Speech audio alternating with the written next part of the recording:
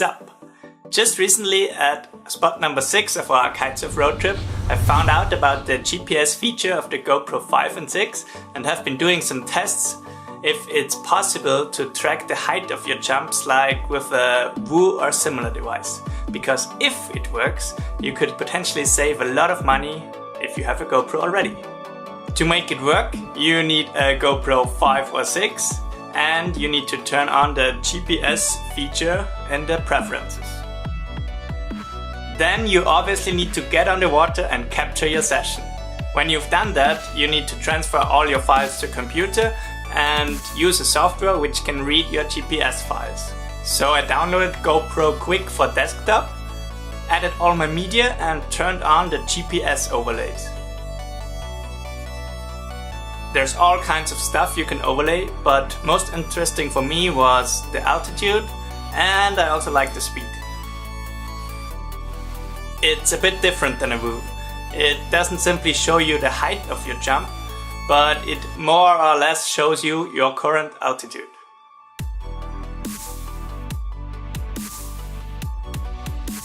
It didn't take me long to find out that it sucks. Big time.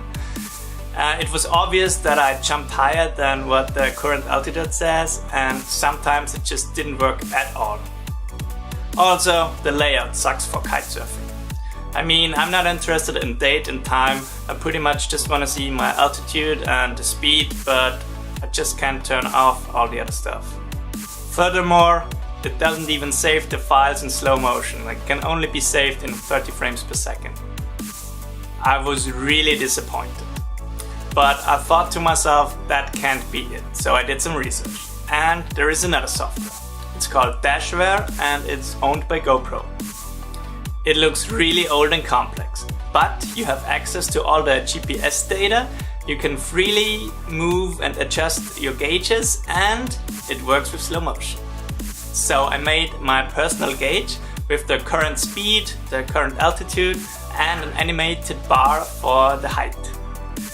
At least this works how I wanted it, but there's still the problem with the incorrect height.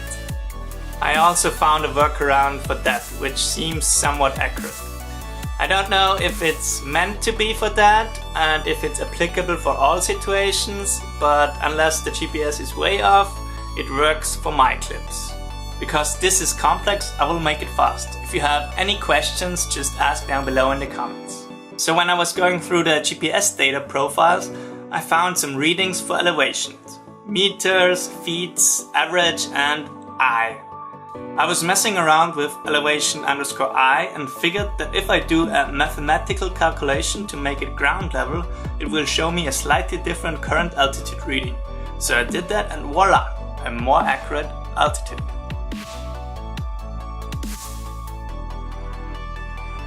If you look at the jump from a different angle, the new calculated height of about 6.5 meters looks about right.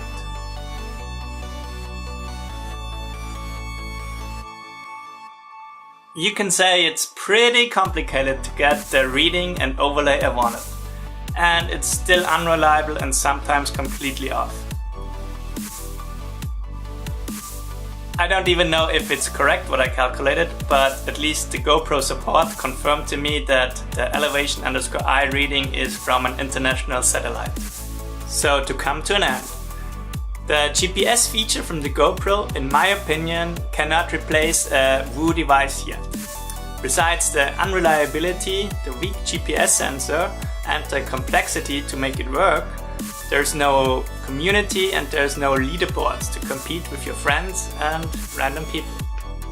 But on the other hand, overlaying your videos with the current altitude and speed is pretty cool, and it cannot be done with a Woo. And it grants you bragging rights, especially for your non-kitesurfing friends. So maybe this video can be a wink in GoPro's direction to see the huge potential and maybe make some improvements for the GoPro 7. I hope you liked the video.